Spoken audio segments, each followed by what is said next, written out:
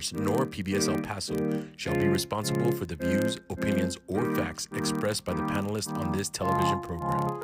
Please consult your doctor. We spend 1/3 of our lives asleep. If we want to be healthy and enjoy a good life, we need to pay attention to the quality and the quantity of sleep. And it's when all the activities of our day are archived into our brains, and it's also when vital tissues in our body are being repaired. How much we sleep and how long we sleep affects several things. How long we're going to live, totally not kidding. We were talking about shaving off 5 to 10 years of your life if you don't sleep well. Our metabolism, our psychological well-being, and our general quality of life. It also affects how our bodies respond to specific illnesses and treatments. Sleep apnea, which we're going to go into quite a bit this evening, contributes to obesity, high blood pressure, diabetes, depression, and a host of other issues. During the next hour, we have experts answering your questions about sleep disorders and sleep apnea. As you know, this is a live program, so give us a call at 881-0013. You can also watch this show if you have to leave the TV. You can watch the show on youtube.com and just search for El Paso Physician Live. And you'll also be able to ask some questions. This evening's program is underwritten by Southwest ENT, which is ear, nose, and throat. We also want to thank the Texas Tech Paulo Foster School of Medicine for providing our medical student this evening. And today we have with us Nicholas Martinez, and he just checked with me my cell number, and Nicholas is the one that sends the questions my way via this telephone. So if you see me looking at my phone this evening, I'm not being rude to the doctors. I am getting questions from Nicholas. So Nicholas, thank you so much for being here. And we also want to say thank you and major kudos to the El Paso County Medical Society, who's been doing this show for 25 years. Good evening, I'm Catherine Berg, and you're watching the El Paso Physician. It's interesting because I'll have some of these doctors on the show, and yeah, they're doctors, but I've known them for 20 years. We've been doing this show for 20 years.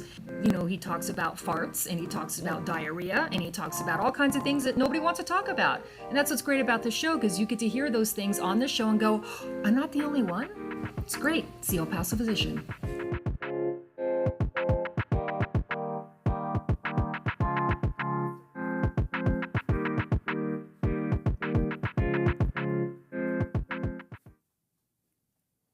Thanks again for joining us. We have 3 different specialists on the show this evening that are going to talk about sleep apnea, but sleep disorders in general. And there was a quote that we were talking about just a few moments ago. Dr. Diaz was talking about for New Year's resolutions, a lot of us say, oh, you know what, we're going to exercise more, we're going to get into shape. But no one ever says, hey, I'm going to try to sleep more, but that's actually super important. We're going to talk about that this evening. We have with us Dr. Edward Ossie, who specializes in cardiovascular disease, and then we have Dr. Gonzalo Diaz, who specializes in sleep medicine, and we have back with us again Dr. Kevin Bright, who specializes in otolaryngology, also an ENT guy. I just love saying those words. But thank you so much for being here. And Dr. Ossie, I know that we talk about, we're all often together with cardiology programs. Yep. And this evening we're here regarding sleep. So as a cardiologist, how is it that your discipline has to do with what we're talking about tonight? It's actually quite huge. We have so many patients. In fact, the way I look at myself with Dr. Gonzalo Diaz is that I'm actually a referral for him, like a primary care physician would refer to me, because the prevalence of obstructive sleep apnea in all the disorders that I take is extremely prevalent. 40 to 80% of my patients with hypertension, atrial arrhythmias, pulmonary hypertension, stroke, heart attack, 40 to 80% of them have obstructive sleep apnea. So our field is extremely intertwined with the pulmonary sleep physician. So it's extremely important that we collaborate and treat these patients appropriately. And when you're talking about obstructive, this is a physiological, something's in the way, sleep apnea. And the reason I want to say that is I know that we've got central sleep apnea as well, but sometimes it's nice to be able to picture that when we talk about that. Dr. Diaz, you are our sleep disorder guy. And so the other 2 docs said, if we don't know the answer, go to Dr. Diaz. So you're that guy, you get everything. But you really are the person that studies sleep, that this is what you do all day, every day. If you can explain to the audience at home My gosh, I don't even know how to explain it because it goes from, I haven't been able to sleep since I was little. I'm a horrible sleeper. But what do you do with people and patients, and what are some of the questions that are asked of you? Well, we need to find out what's the cause of the insomnia. And basically, we're trying to find out if the patient has depression, they have a poor cycle sleep, they have a sleep apnea can be one of the causes. They can be periodic movements. There's a lot of things that can give you insomnia. And if you don't address the underlying cause of the insomnia, you're never going to control that. And if you just take a sleeping pill, it's not the way to treat it. Most of the time, we don't recommend a sleeping pill for chronic insomnia. We recommend a sleeping pill for acute insomnia. But for chronic insomnia, we have to find out the cause of it and treat the cause of it. And treat the cause of it, and that's the magic. That is correct. That's the magic. Dr. Bright, we had you on, so you kind of work your way in endocrinology as well, but you're ear, nose, and throat guy. So you are the person who looks at structures and what's happening. And I know that we've got a toy that we're going to show some information on later on this evening. But in this world of sleeping, as an ear, nose, and throat guy, what are you going to bring to the table today? What is it that you study with sleeping? So, as a surgeon of the upper airway, we take care of children and we take care of adults, birth through death. Like Dr. Ossi, I'm a heavy referrer to the sleep lab because constantly we see people and observe their anatomy and say you have to have sleep apnea. So my management of sleep apnea is surgical management, and it's surgical management of obstructive sleep apnea, to be clear. Central sleep apnea, I don't have anything to offer. But we're looking at those patients that are not getting a good night's sleep because when they try to breathe, the air can't get in. Right. And we have a list of treatments that you've been doing for years, and that's going to be really interesting once we get to that point as well. Dr. Diaz, I'd like to kind of start with you as the sleep guy. Frequent insomnia in the general population. We're talking about sleep apnea a lot tonight, but what are some of the different types of just in general sleep problems that the population has? Well, the most common sleep problem that we see is in chronic insomnia, without any question. Now, what's the cause of chronic insomnia? As we mentioned, it can be sleep apnea, which is very common that most people are not aware of it. When the brain senses that you stop breathing and your oxygen drops, wakes you up at the beginning because it doesn't want you to stop breathing, doesn't want you to drop the oxygen. So it keeps you awake because the brain learns that if you are awake, you're not going to stop breathing. You do it only when you sleep. So it's a very common problem. Then another problem is like drugs can affect your sleep. Obviously, excess of caffeine consumption can affect your sleep. Periodic leg movements, when you kick your legs at night, most of the common cause of that is when you have iron deficiency. A lot of people they're not aware of it. And by replacing the iron, those periodic movements gets better about 70% of the cases. And that's like restless leg syndrome? That's part of it, the restless leg syndrome. Okay. And the key is just to check the ferritin levels. If the ferritin levels are less than 50, you replace it with iron for about 3 months with vitamin C, and 70% gets better, and the sleep gets better with nothing else. There's no need for a sleeping pill.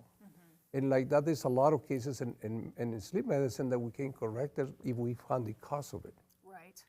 And that's beautifully said too. And when you're talking about the cause of it, and Dr. Ossi, I feel like this is a nice transition to you. Sometimes you can look, as a cardiologist, you're looking at the anatomy of a person, or if you're looking at different conditions that they have. And there is a point where you must have some kind of sleeping issues, some type of sleep apnea. When is it that you ask your patients to get tested to see if you have sleep apnea? There are definitely certain conditions that we find that if we are treating the patient with medical therapy and we are not seeing an improvement, and the biggest one that you can pinpoint would be hypertension. So patients who are on what we call a multi-drug regimen, I've treated them with 2 or 3 drugs, and they continue to have resistant hypertension, you have to think about obstructive sleep apnea. We not only see that with hypertension, but we also see it with different types of arrhythmias with the heart. Okay. So one of the most common arrhythmias that I deal with is atrial fibrillation. which is an abnormal rhythm of the heart that predisposes you to fast heart rates and to stroke. And in patients who have obstructive sleep apnea, if it's not treated well, the therapy that I give patients, such as if I shock a patient back into normal rhythm, it is clearly associated that you have a very high incidence of having recurrence if you leave sleep apnea untreated. Okay. So on that note, and I know we have so many different ways of treating sleep apnea, going to Dr. Bright, so piggybacking on what Dr. Ossie's talking about, he's got some people that have chronic conditions, they need to get the sleep apnea taken care of, so now they come and see upper respiratory, ear, nose, and throat guy. What are some of the options that you use to treat people like Dr. Ossie's talking about? So I would first of all see somebody, and I will frequently observe in their physical exam. Perhaps they're not even there to see me for their sleep issues, but you're looking at their anatomy going, this person has got to have sleep apnea. And in our town, the prevalence of diabetes is huge. We have this obesity epidemic going on. Obesity and diabetes together almost always has sleep apnea. So I will see these patients and say, have you had a sleep study? And frequently the answer is no, and then it's time to get their sleep evaluated. You know, we will emphasize weight loss in addition to Cpap therapy because that's a key part of the solution. And I see, besides children, adults where surgery plays an earlier role in people where Cpap may not be a good ideal option. A lot of people will come to me for surgical intervention as a first-line therapy because Cpap is really not compatible with their lives. In particular, I see over-the-road truckers that you know, really can't be well treated for their sleep apnea in their rigs. We see anyone that carries weapons, whether it's soldiers or police officers, border patrol, where if you have sleep apnea and it's not being successfully treated, you may not be able to keep your job. Air traffic controllers, these people, they don't want to carry a diagnosis of sleep apnea. And when we use a Cpap, we're treating the sleep apnea, but if we are able to surgically cure it, send them back for a sleep study, verify that they no longer have it, a lot of those people's lives are much more intact. And Dr. Diaz, this is a nice way of going into what you're doing now. You were talking earlier that we often dismiss sleep as being a part of our major health. And Dr. Bright was talking about you may not be able to perform your job, and some people may not know it's because they're not sleeping well. Oh, yes. So I'd love you to take that statement, as you will, and kind of talk about that. How does one know when they're not sleeping well? It sounds such an easy question, but you know, again, I'm that person that goes to sleep 2 hours awake, 2 hours down, you know. Most of the studies show that when you sleep 7 hours, you have a better quality of life, you get less illness, and you live longer. People that doesn't sleep well, or the lack of sleep because of social reasons or with job or whatever reason, the incidence of high blood pressure is higher, the incidence of obesity increase, you develop diabetes because you release a lot of hormones when you sleep that help you to stay in your normal weight. Just to mention some of the hormones that you release is melatonin, that you release it only when you sleep at night, and that protects you from cancer of the breast and cancer of the prostate in men. Another hormone is the growth hormone that you needed. 80% of the growth hormone is released only during delta sleep, and that helps you to repair all the muscle damage and also help you to grow in kids. If you don't have it in adults, or you don't have the right amount of growth hormone, you're going to have more fat and less muscle, because the growth hormone help you to build more muscle and also repair all the muscle damage that you created the day before. So if you exercise, you can have a lot of aches and pains when you don't sleep well. That's what I was saying before. It's more, if you have to choose sleep or exercise, choose sleep. A lot of people wake up 1 hour before to go to the gym, and it's a huge mistake. It's much better to sleep that extra hour than to do exercise. Now, I'm a cardiologist here. You've got to be careful there. I'm not saying exercise is not good. You Excellent. just don't get up early in the morning. But don't cut off substitute sleep your to sleep. do If you have to exercise. choose either one, studies show that when you exercise, when you sleep deprived, you use more muscle than fat as an energy. And the benefit of the exercise is not there just because you sleep deprived. I'm not saying exercise is not good. Right. No, I It's get that. excellent. Right. It's excellent. So No, I completely respect that. So here's my question, and maybe I'm complicating it more than I should. And I'm going to use myself as an example. How does one know if they're getting enough REM sleep, if they're getting enough delta sleep, if you're just chronically a person that doesn't sleep well? And I know I'm just throwing that out like, oh, they don't sleep well. But again, that's me. I will sleep for 2 hours. I'll wake up at 2 in the morning and I'm just staring at the ceiling. My head's going. I don't know if I'm sleeping well or not. of course You not. know, I go to bed at a certain time and I wake up at this certain time, but in between, I was up 3 or 4 different times. So Yeah, that's definitely that's where the abnormal. sleep study comes in. Yeah, that's what we have to find out what's the cause of that. Okay. Can be a lot of reasons for it. Can be from medical reasons, can be from psychiatric reasons, can be from sleep apnea, from paralytic movements. We have to evaluate medicines, alcohol. A lot of things can affect your sleep. And if you don't evaluate that, you're never going to get better. Now, how do you know how many hours of sleep do you need? The basic rule is when you're not active during the day and you don't feel sleepy, you're doing well. If you kind of doze off when you're not active, and you're sitting and you kind of feel tired, you kind of doze off a little.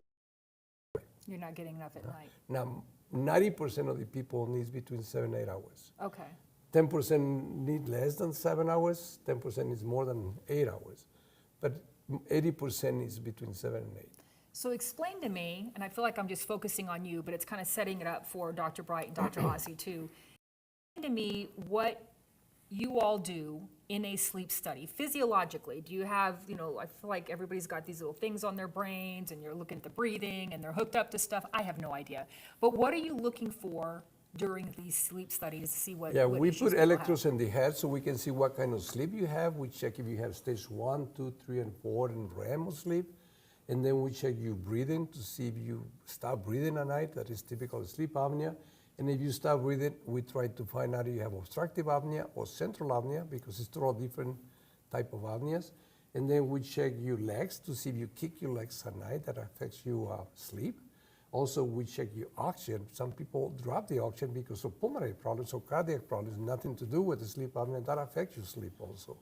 So there's a lot of parameters that we follow, and we video record the whole night. So we know exactly what kind of sleep they have at night. Okay.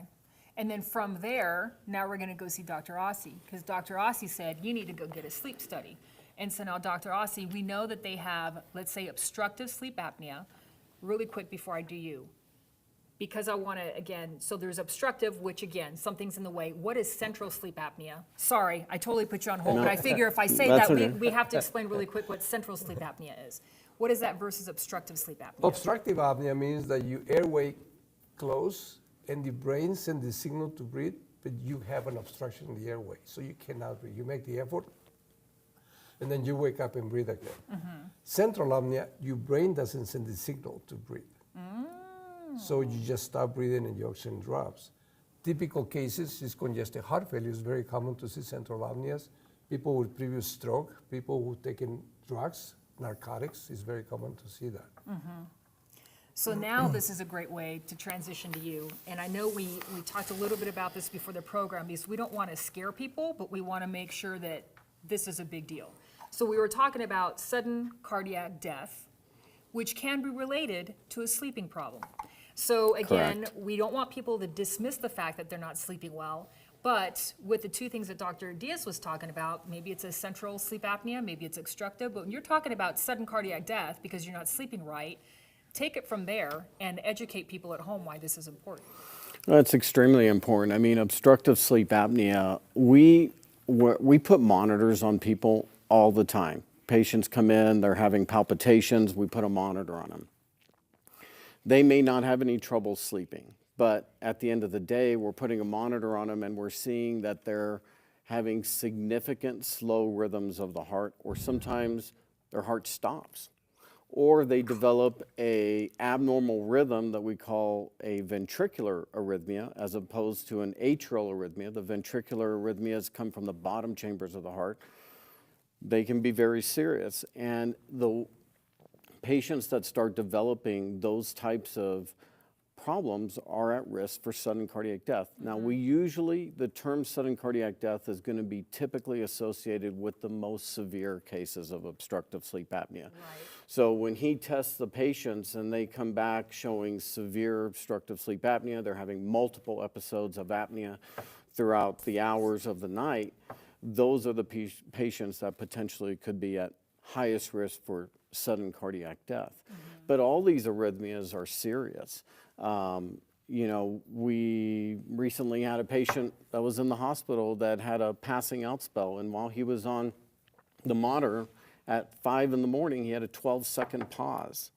That must have been central, or was that obstructive? No, it was obstructive. It was obstructive. It So was, physically, we something feel, wasn't letting the air right. through. Goodness. There's, but still at the same time, That's I a mean, long a time. 12-second pause is a significant, and there's probably underlying heart-related issues, conduction, electrical issues with the heart, because everyone drops their blood pressure and their heart rate at nighttime. 10 to 15% drop typically, but can be exacerbated significantly if you have untreated obstructive sleep apnea. Dr. Bright, let's talk about treatments, because if we're talking about untreated, now we're talking about treatments. And I'll kind of go through the list. We're talking about tonsillectomy. That was one of the, I mean, anything from tonsillectomy to palatoplasty to septoplasty to turbinoplasty, base of the tongue surgery, and then one that you said that is 100% all the time is tracheostomy. So now that I just read through them all, what the heck are these? And let's start with tonsillectomy, because just as kids, I feel like everybody had their tonsils out. So tonsils, there's obstruction there, and then we can go into the other ones that we were talking about. Sure. So think tonsillectomy, primarily children. Now, we do see adults with monstrously big tonsils and their airways are obstructed. We take those out and they breathe better, but the typical patient you're talking about is a kid.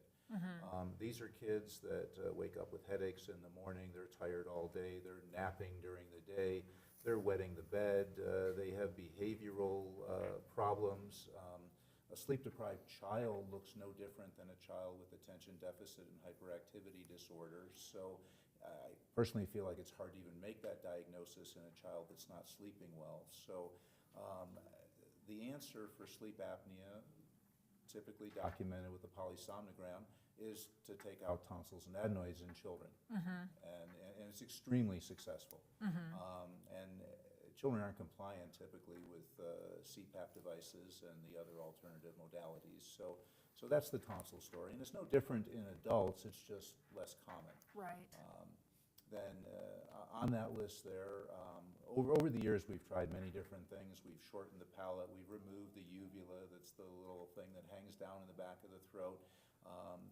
People with badly distorted nasal airways frequently can't breathe, although I seldom see anybody where I operate on their nose and their sleep apnea goes away. Oh, interesting. Okay. I do see them get their nose fixed and be able to tolerate the Cpap device much more easily because the pressures are lower, the pain is less, and so forth. So nasal surgery, palate surgery, tongue surgery is a very up-and-coming thing in this era of robotic surgery, and so some of these people, their obstructive problem happens at the back of the tongue where another tonsil that we don't usually take out very often lives.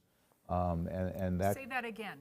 There's another tonsil at the back of the tongue, and I don't know about this tonsil. okay, well, Okay, let's talk about this so tonsil. we have 4 tonsils. Okay. We have the adenoid, which Right. is the tonsil in the nose. We have the palatine tonsils that are the 2 we see on the side of the throat, and then occasionally gets big, especially after the other tonsils have been removed, and can be addressed with a lot of these problems when it's Surgery, and you were talking about the tracheostomy.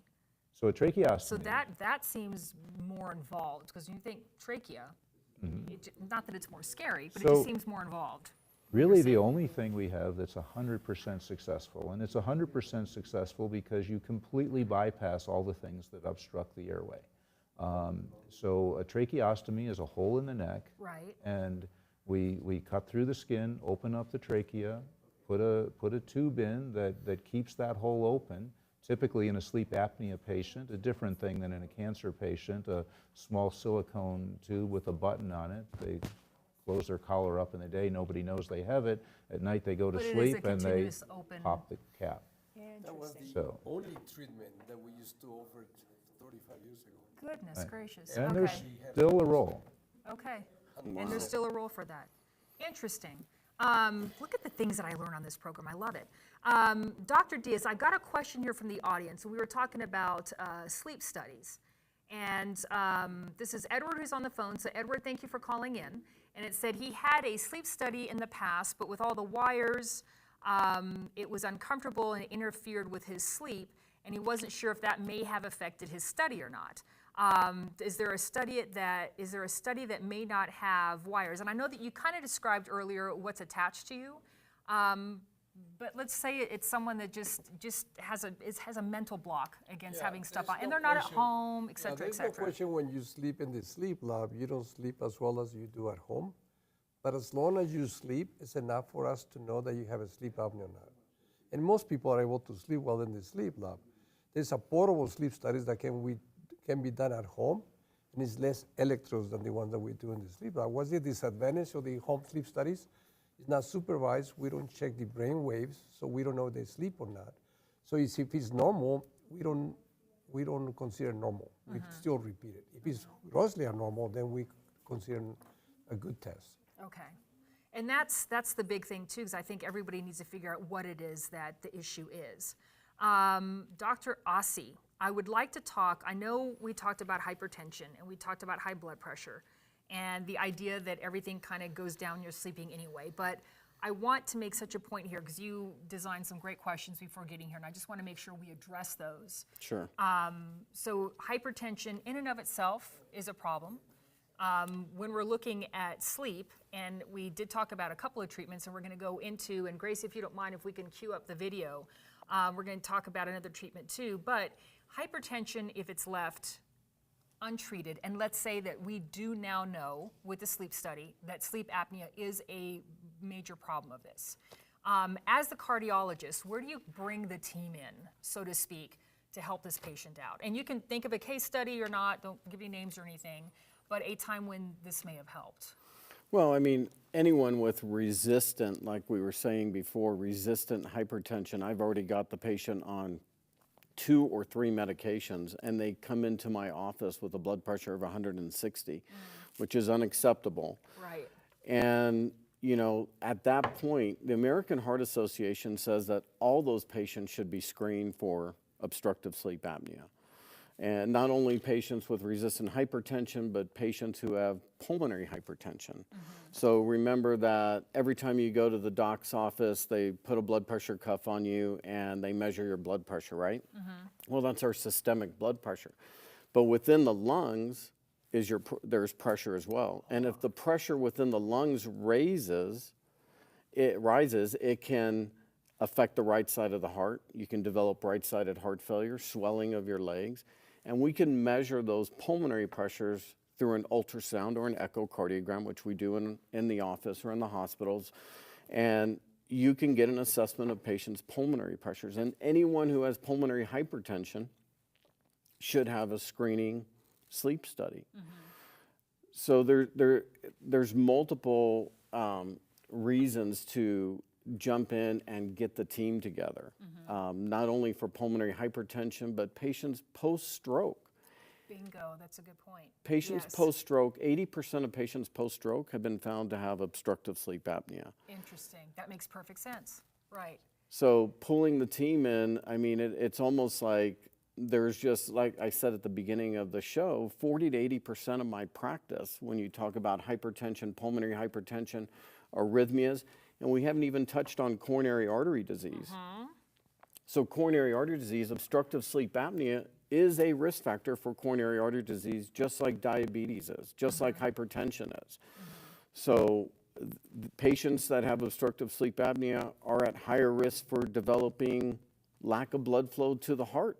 Your oxygen levels are dropping. The heart isn't happy. It's not getting oxygen. And at nighttime that are being monitored. On it earlier, but what is REM sleep? What is happening during REM sleep? Because we were talking at the beginning of the program that sleep helps tissues repair. Sleep make all these things that Dr. Ossie is treating a little bit better. In someone who's not sleeping well, losing sleep, and they never enter REM or they never enter Delta, explain what REM and Delta is and what happens during those two times during sleep. Okay. When you go to bed, it takes you about 15 minutes to fall asleep, a normal person. Oh, a normal person. Wouldn't that be grand? Okay, go ahead. It takes you more than 30 minutes, you have a sleep problem. And then you go into stage 1 of sleep. It's a very light type of sleep. If you go into the room, you're going to wake up and you know what's going on. Then you go into stage 2, and then you go into stage 3 and 4. That's called delta sleep. That's when you release your growth hormone. And that usually happens between 30 and 40 minutes. And then you go from delta sleep, you may go into stage 2 or you go into REM. And the first REM usually happens between 70 to 90 minutes after you fall asleep. And that's when you're dreaming. If I wake you up in REM and I ask you why you're dreaming, you remember perfectly fine your dreams. Now, when you're in REM, your whole body is paralyzed, except for the diaphragm and the heart. So your whole body's paralyzed except for the diaphragm and the heart. Okay. So your brain is very active during REM. So you're dreaming that you're running, so the brain sends the signals to run. And your brain oxygen consumption is very high during that period of time because it's very active, except that it's paralyzed after this level that the whole body is paralyzed. So the brain sends the signals to run, but you are paralyzed, you cannot run. Right. And that's when you have most of the apneas that usually gets worse because all the muscles are paralyzed. So you have a better chance to have significant desaturation during REM in people with COPD or in people with sleep apnea. That's when you see most of the arrhythmias because of that significant lack of oxygen that happens in REM. And that's something you're able to, with the sleep study, you're able to measure this during REM sleep. That is correct. And I'm just thinking about dreams I've had where I'm trying to run and I'm paralyzed, but that's a dream. And then you said earlier, stage 1, 2, 3, and 4. Are those stages delta stages? Are there different stages of delta REM? Delta sleep is called stage 3 and 4. It's a very deep type of sleep. Okay. If I go into the room and you're in delta sleep, you're not going to wake up. I can turn on the lights and you're not going to wake up. That has never happened to me. I have never been You in don't have that sleep, delta and I sleep, thank then. God I'm still alive. Now, most people has REM sleep, even though Right. they're not aware of it. The fact that you wake up in non-REM, you're not going to remember your dreams. If you wake up in REM, you're going to remember your dreams. And that usually happens in people that put the alarm at 6 o'clock in the morning. They may be in REM at that time, and they may remember the dreams like that. But if you wake up on your own, which is the ideal way to do it, with the sunrise, nothing before the sunrise, you're not going to remember your dreams because you don't wake up in REM most of the time on your own. Oh, I dream all the time and I remember them. I need to come see you. I want you to be I'm my a- boss. Oh my gosh.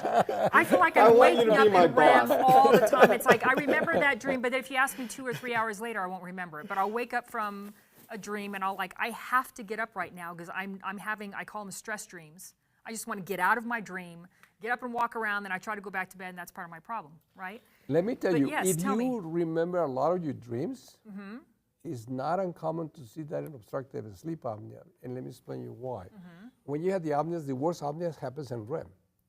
And when you have an apnea, which means that you stop breathing, you're going to wake up to breathe again. That's the only way to breathe again. Your brain wakes up and breathe again. If you're in REM, you're going to remember your dreams. Interesting. I need to come see you. And at the beginning of the stages of sleep apnea, you don't sleep, and eventually you're going to sleep the whole night and the whole day. Because your brain is going to learn, this is enough, I'm going to sleep through it. I don't care, I have to sleep. But at the beginning, you have chronic insomnia. And eventually you're going to sleep through the whole night, and then you sleep the whole day, or very tired the whole day. How interesting. So even if you don't think you've got all the issues and all the background stuff or sleeping issues, sometimes you may have that anyway. The patient cannot be aware of it. You're not aware of the sleep problem is because you do it when you sleep, and you cannot be aware of it in your sleep. Right. Your partner can be aware of it. Right. That I you know kick I your dream legs. like no one else, and I wake up. I mean, I wake up so easily. The light sleeper part of me, and I know I'm getting quite a few questions here from the audience too. This is from Claudia, and I'm just going to throw this out to whoever has woken up at night and is unable to see. Is it possible to detect night blindness? So that's kind of not what we're talking about right now. Well, I guess the question is it possible to detect night blindness during a sleep study? If it doesn't pertain to what we're talking about, we can kind of skip that, but I just thought I'd respect that since it came in right now. Another question from the audience, we're talking about dreaming and REM sleep. If you rarely dream, does that mean that you have sleeping problems since dreams occur in REM sleep? Or like you said, you could be dreaming and you have no idea if you don't because remember you're a your perfect dream, sleeper. doesn't mean anything. It just means that you don't wake up in REM. Okay. As long as you feel fine during the day and you sleep throughout the night and you sleep your 7 hours and you feel fine during the day, your sleep is perfect. It maybe wake up once a night. I want to be maybe that it's normal. guy. Yeah. Dr. Rossi. Okay, Dr. Bright. This is kind of a unique type of treatment. It's relatively new that I understand. So we have a video. Yes, go ahead, Dr. Bright. Yeah, let's do one thing first. Sure, absolutely. Because we'll talk about this treatment, but this treatment is an alternative to the gold standard, which is nasal Cpap, which we really haven't talked about. I think we need You to know what? That's a summarize good that. point. Yeah, let's Okay. summarize that. I think let's make it very simple. Okay. In kids, they have a sleep apnea as much as the adults actually. In the kids, the most common cause is enlarged tonsils or adenoids. And the treatment of choice is surgery, not CPAP. Okay? So always, 100% of the kids needs to be evaluated by the ENT. If they have enlarged tonsils, they do the surgery. If they don't have it, which is probably 20% perhaps or less, those needs to be treated with the CPAP. Okay. In adults, the first treatment of choice is the CPAP. And why not treatment for adults? So I know that there's, Because if you remove the tonsils in adults, Right. you're not going to take care of the sleep apnea. In kids, you take care of the sleep apnea in 70, 80% of the cases. In adults, if you remove the tonsils, the sleep apnea doesn't get better. so tell us why. Nobody knows. Okay. Probably because it's too chronic, Okay. the process, and the process is already there. There's theories that it's coming from when you're a kid and you have the problem, and you live all your life, and then it's not going to take care of it. So we don't know what's the cause of it, but the surgery is not the answer in adults. That's why the CPAP is the treatment of choice. Now, 75% of the people do real well with the CPAP. 25% doesn't tolerate CPAP regardless. And those are the cases that needs to be done something else. Okay. And we have three different choices. One is the oral appliance for mild sleep apnea. We can use a different type of machine that is more sophisticated. And now we have an Inspire. That's where we have something that is new. But those Inspire cases is only for those people who doesn't tolerate the CPAP. It's the standard of care at the national level. So let's explain to those that don't know or haven't had this issue or are just new to this idea, explain what the CPAP machine is doing physiologically as you're sleeping. Maybe describe the tubes, describe the air that's being put. So describe what the CPAP Basically, machine when does. you're trying to, basically when you fall asleep and you try to breathe, the airway closed. So you have an airway obstruction there, and the air doesn't go in. The CPAP is nothing else but positive pressure. It's air from the room, and push air into your back of your mouth and keep the airway open. Doesn't allow it to close. We keep a pressure of 10 centimeters of water. It can be 5, 7, 15, 20, depends on how much air you need to keep the airway open. And that works pretty good in 100% of the cases, except that 25 doesn't tolerate that. Now, when you say don't tolerate, what does that mean? Are They cannot sleep with the machine. They feel very okay, uncomfortable. They hate okay. the machine. They concept, they don't like it. They feel uncomfortable sleeping with the partner and with the CPAP. A lot of reasons that they don't like to use it. Okay. And those are the candidates at 25% that we have an alternative that is inspired that we didn't have it before. Before we said, well, we offer you tracheostomy, and nobody wanted that. Right. But that's an excellent alternative. Yeah, Do like we you said, that's recommend the that one now? that does work 100% of the Yes, time. we don't recommend that anymore. But it's Okay. still some cases that we do it. Okay. Very difficult cases that they're going to die. We don't treat it.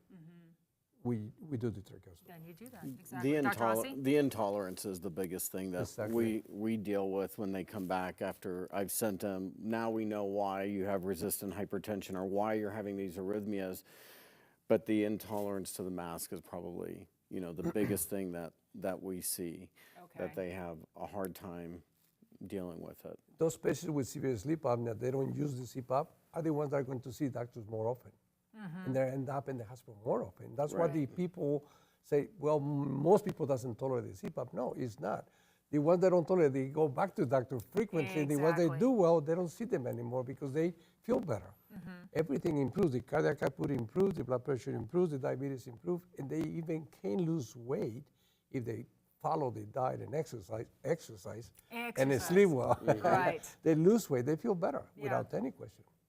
And I love everything about that, and again, because it's a physiological fix. And Dr. Bright, so talking about that, in case the CPAP doesn't work, so you were talking about that is a traditional and still golden standard treatment for 75-ish patients. Correct. And so when we're looking at this new treatment, I don't know if you can throw a percentage out there yet, how new it is, or just maybe talk about this before we show the video. Maybe you can explain what this device does inside the body. So for a subset of those patients that don't tolerate the CPAP device, we categorize, we're looking for the people who are really going to help with this surgery. So there's criteria for who can have it, and those are both from the research that went into creating the device and from the FDA application and from the third-party payers that decide who we're going to pay for this device for. Our criteria is, number one, you have to have sleep apnea, and it has to be moderate. So the number of times an hour that we don't breathe the way we're supposed to is 15 to 65. So that's the group of people. We're not looking for the real milds. We're not looking for the hopeless. We're looking for the ones that this device would help. So 15 to 65 times an hour their breathing is disrupted. That's a big variation, 15 to 65. Yep. Okay. Agreed. And then the next criteria is weight. Some people are so heavy, there's no hope that this device is going to help them, so there's really no point in putting it in. And the measurement we use for height and weight is called the BMI. And the BMI number is something you can calculate and look it up on your phone and put your height and weight in. It'll tell you your BMI. And the BMI for all comers less than 33, for some comers with different insurances up to 35 at the moment. I expect those numbers may creep up slowly over the years as we get more and more comfortable with the successes and failures. And then the last criteria is they have to have a anatomy that's going to be responsive. And so anybody that's a candidate for one of these that meets didn't tolerate a CPAP, isn't too heavy, isn't too severe, I have to examine them under anesthesia and see if their anatomy is configured in a way that will get better when we treat it with an Inspire device. Okay. So what I'd like to do, Gracie, if you can show the video. This video does have audio if it comes through. It looks like it's a commercial, and we apologize for that. It's not about that, but it does explain what this device does, and we'll have Dr. Bright go into that a little bit more too, but run it whenever you get a chance. And Dr. Bright, you'll see that coming up. We also have some slides. Here we go. This is Mike. Mike has moderate to severe obstructive sleep apnea. After years of struggling with CPAP and constantly being tired, Mike felt hopeless. Then Mike found out about Inspire. Inspire is the only FDA-approved obstructive sleep apnea treatment that treats the root cause of sleep apnea with just the click of a button. Inspire is a small device that keeps your airway open using a gentle pulse. It's implanted in the body with 2 or 3 small incisions in a same-day outpatient procedure. After the procedure, Mike works with his doctor to fine-tune his Inspire. Once it's fine-tuned, Mike simply clicks the remote to turn on Inspire and goes down to sleep. While Mike is asleep, Inspire monitors his breathing. Every time he takes a breath, a gentle pulse moves the tongue out of the way and keeps Mike breathing freely. And more importantly, sleeping soundly, the way he used to. This has been a total game changer for Mike. Mike is getting more out of life and back to being his old self again.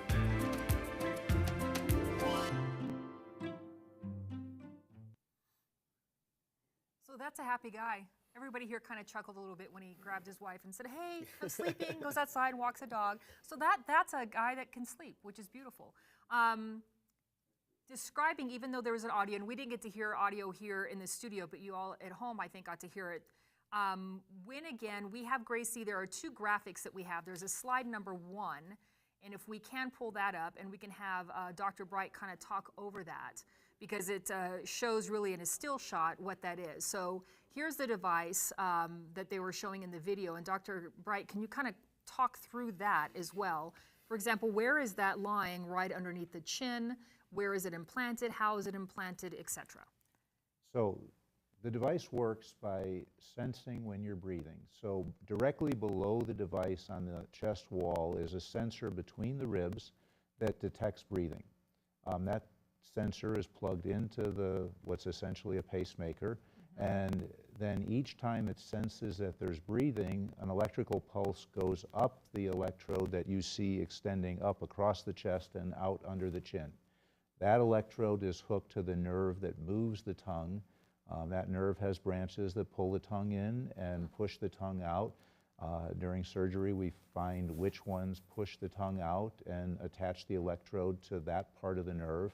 And when the entire device is hooked up and the patient's healed a month after surgery, they have a remote control and they turn their device on when it's time to go to bed at night. And each time their body tries to take a breath, the tongue is moved out of the way to keep the airway open. How interesting. So it's like electrical, not shocks, but electrical signals that are going into your body. How long has this been available? How often, I know we were talking about intolerance of the mask is about 25% of people who, and then you were talking about qualifications earlier. Is there an approximate percent of the population that is using these right now, that you foresee using these in the future? I know it's kind of a futuristic thing. It's relatively new, so it might be a question that's too early to ask, but from your side of things. All right, so to start your question, you asked when it became available. Yes. It hit the market in 2014. Did it really? Largely in bigger Okay. cities, largely in academic centers, until the numbers were big enough that the company began to move out to, sort of community-based practices. And I think a lot of us, Dr. Diaz and myself in this regard, don't tend to jump on every bandwagon that comes out because so many of them flop, and you don't want to be the guy that's pushing the thing that flopped. So I think we did our due diligence, watched what was happening, looked to see the numbers. The numbers look good, and about 3 years ago, we were able to bring the program here to El Paso.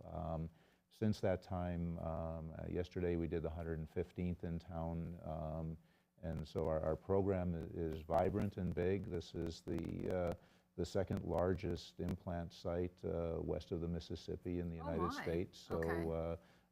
but 115 out of 850,000 people in El Paso, this is a small number right now, but See, and I'm thinking that's kind of a anticipated big to grow. number. Yeah.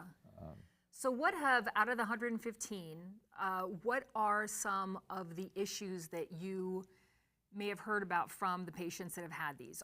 Because again, it's new, and for those, I mean, I hadn't seen this until today. What are some of the issues that they have? Do they love it? And I know we're here, it's a medical show, I get it, but in general, it's just interesting. Well, we have a number of people here in town who have had these implants placed, and without being paid, they run around and try to sell them to everyone because their lives have been so changed. And we didn't talk all that much about it because you don't die from it, but one of the things that drives people to a sleep lab is their spouse won't sleep with them. Right. And so this device, Cpap as well, will frequently bring a spouse back into the bedroom, and that's one of the things that people are most excited about is, number one, there's no snoring in the room, so the decibels have gone down, and number two, the spouse or significant other is willing to be with them.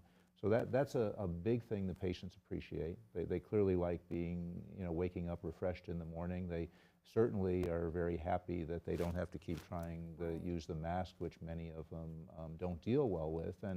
Not always is it physiologic. You know, we live in an army town.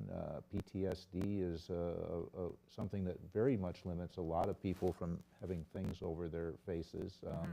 And so there's many, many reasons why people don't want to use a CPAP device. Some of them are even lifestyle things. You need to have a place to plug the thing in. And, Right. you know, if you want to go out and camp for a week, that's hard. That's a good point. So, And Dr. Diaz, I know that we're rounding out to about 8 minutes left in the show, but we have not talked about psychological issues, and I'd like to talk a little bit about that, because we've got the sleep studies that I think will be not easy, but I would imagine easier to detect during sleep studies. But those people that just have issues and can't get outside of their head, so to speak, when they're sleeping. Let's talk a little bit about that with sleep disorders, kind of take away apnea for a little bit, and address that since this is a sleep show. Well, depression is very common in society, and one of the symptoms of depression is the lack of sleep. They normally wake up early in the morning, they can stay in bed, and they feel sleepy during the day. Some group of depressed patients sleep the whole day, but they don't sleep. They stay in bed, but they don't sleep, and they feel sleepy, but they don't have that.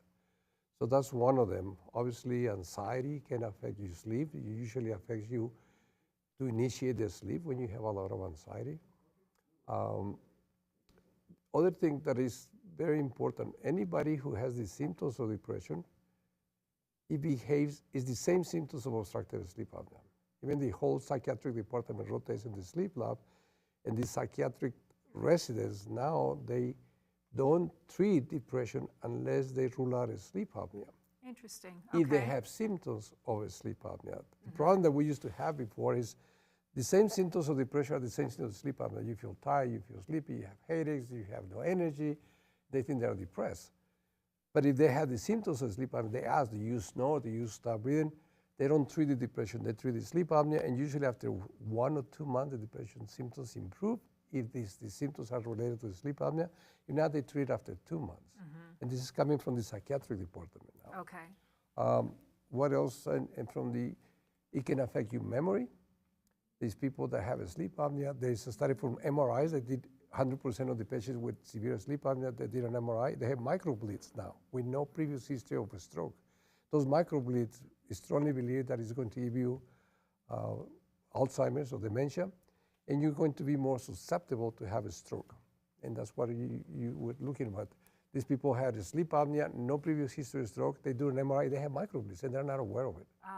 So if you don't treat it, you have more microbleeds, and eventually you're going to have a stroke. Microbleeds, that's just freaky to say that out loud. Since we are at 4 minutes now, we have a question on the phone from Raymond, and he's having difficulty sleeping at night, and he does take medications for anxiety and depression. Could his medications be interfering with his sleep? Absolutely. And these are quick fire questions now, so absolutely. Absolutely. Some medicines can affect your sleep. Okay. Even some antidepressants can affect your sleep. It depends when you take it and what time you take it. Okay. Would you be able to say that quickly on the air? Is it better to take antidepressants at night? in No, the it morning? depends on the, no, I don't want to mention medication? it because every patient is different. That makes Yes. sense. Question here from the phone again. Can sleep apnea cause or increase the risk for dementia? You did talk about memory problems. Dr. Ossie, I know you're a cardiologist, but let's talk about that really quick. And let's talk about sleep medications and dementia as well. Who wants to take that? Dr. Ossie's like, not me. I'm the heart guy. Dr. Diaz, so sleep medications, and let's talk about some side effects of that. And I know it's super fast, so you were talking about trying to get people off medication. It's highly recommended not to take sleeping pills for a long period of time. There is a lot of complications from it. And a lot of times, once you take the sleeping pill for a long period of time, you have not improved your sleep. What happens is when you stop it, if your baseline is, say, 4 hours of sleep, and you take a sleeping pill, you sleep probably 6 hours, but eventually you're going to sleep 4 hours. And what do? You increase your sleeping pills to sleep 6 hours, but if you stop it, you sleep 2 hours instead of the 4 hours. And then eventually you're going to sleep your 4 hours baseline. And that's why we don't recommend chronic sleeping pills. Some patients we use it. I'm not saying we don't use it, but we try to avoid as much as we can. Cognitive behavioral therapy works in about 75% of the cases where you get rid of the sleeping pills if you follow the standard of treatment with certain routine, like a sleep cleanliness Yes. routine. Okay. Only reason I'm stopping you is that we're running out of time. Dr. Ossie, is there anything you want to get across before we have to close the show? And you know how this rapid fire works. Yeah. So go. No, She's writing down the number 1. Oh gosh, go. Sleep apnea is not a myth. There are so many people that think that, that's It's a Mickey Mouse ridiculous. stuff, huh? It is not a myth. It has real issues, real problems, and you need to get evaluated and treated for it. Absolutely, and that's what this program is about. And I want to say thank you again to Nicholas. Nicholas Martinez, you did an awesome job sending questions my way, and thank you to the audience for asking all of those. I also want to say thank you very much to the Southwest ENT, Ear, Nose, and Throat, because this is where the magic happens. You know, we figure out what's going on, you do the sleep study with Dr. Diaz, and then take it from there. I also just want to thank you, Dr. Ossie, as a cardiologist, as a sleep medicine guy, and as a, dear Lord, otolaryngology ENT guy. I really like it when we have doctors of different disciplines on the show, because it really shows what the team approach is. And if you are watching part of this program and like to watch it again because you missed some of it, you can go to pbselpaso.org. You can go to watch and then find this program. You can also go to the El Paso County Medical Society website, which is EPCMS. Just think of the acronym, El Paso County Medical Society.com. And you can go to youtube.com and look up El Paso Physician Live. And I think that you can search for it at that point by the search button. Anyway, I appreciate you watching. This is the 25th anniversary of the El Paso Physician. I'm Catherine Berg. Good night.